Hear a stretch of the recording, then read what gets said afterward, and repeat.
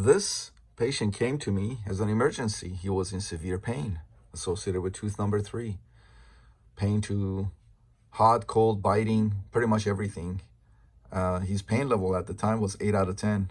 Went ahead, percussion, very tender. Palpation within normal limits. Biting, very, very tender. And probings, 3s, 2s, 3s, and 4s.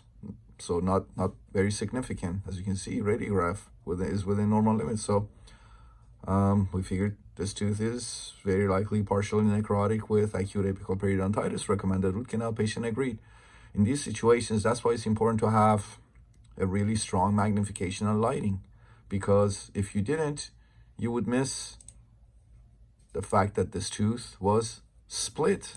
So I went ahead and start the endo. I, of course, use under a surgical operating microscope, and I see a crack in the distal wall that stops short of the pulpal floor. There was another one on the mesial wall, and that one went up the mesial wall and then dissected the pulpal floor and went towards the distal wall there. So this was a split tooth.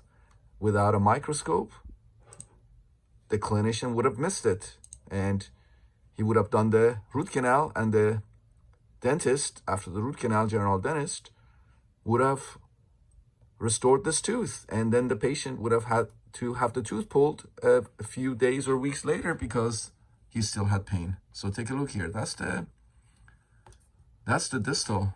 That's the crack in the distal wall. You can see it right there, right? All right. Or if a general dentist started this root canal and completed the root canal, same thing. This patient would have been very unhappy because he would have paid for a root canal and then build up in a crown and still had to have the tooth pulled. That's the mesial wall, and you can see the crack line there going down the wall there. And that's another. So the mesial, the crack line on the mesial wall was a lot more significant than the distal. It literally went down the mesial wall and then dissected the pulpal floor going towards the distal wall there.